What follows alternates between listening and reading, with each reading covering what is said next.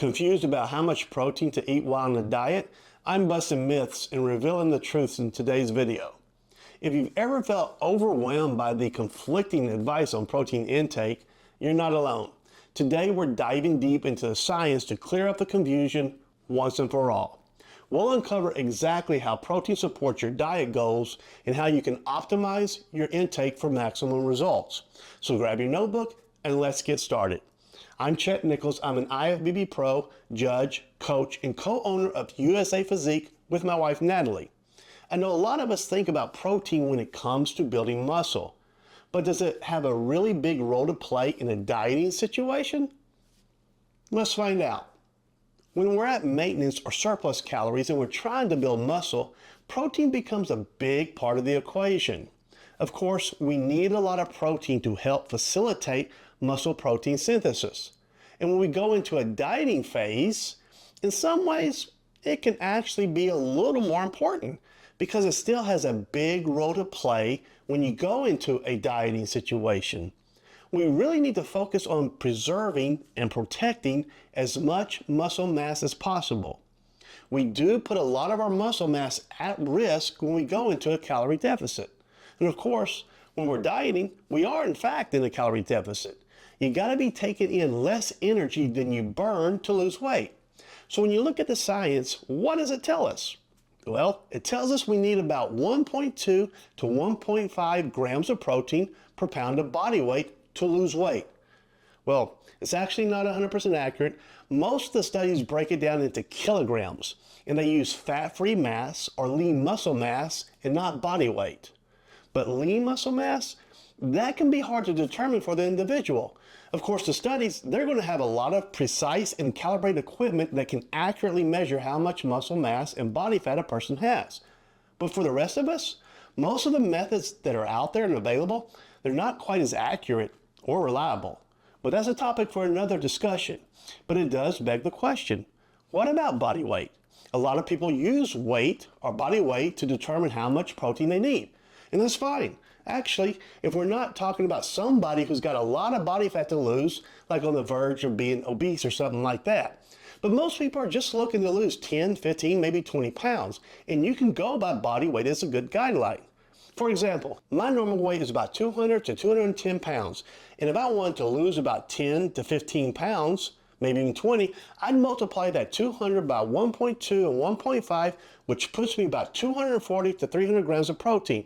And I just typically split it in the middle, and I'd use about 270 grams. Now for Natalie, she weighs about 110 pounds, and she's 4'11 and a half. That half is important to her. I actually said 4'11 one time, and the look she gave me could have burned right through me.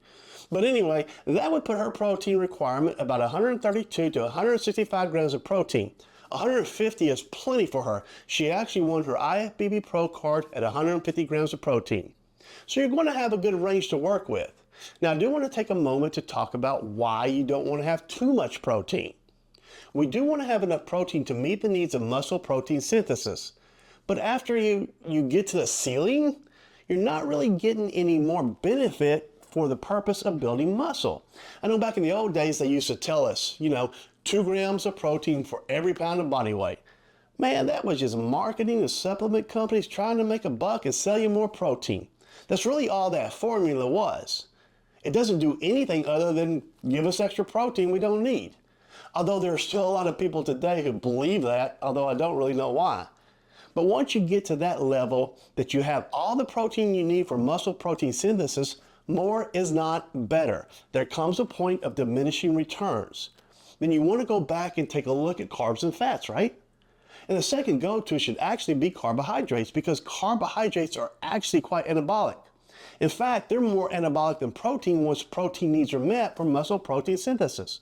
And those carbs are also protein and muscle sparing, so don't be afraid of the carbs. Yeah, you do want to get adequate protein in, but you want to make sure you're getting enough to support muscle preservation and muscle growth, and not too much that you're not taking away from the other macronutrients that could be useful for things like, fats for hormone production, energy, and nutrient absorption. So you will get better use of all that extra protein in the form of calories that's not used for building muscle. Again, more is not better. Why not get better use for the one thing that is more anabolic than protein, which protein needs are met? Carbohydrates, the most anabolic of the three macros which protein needs are met for protein synthesis. So when you're dieting, be sure you get your protein in, but don't overdo it. It's not going to help you. Use those extra calories to get the benefits you need when you're dieting. And that's a wrap on debunking the protein myths and setting the record straight on how much you should really be consuming when dieting.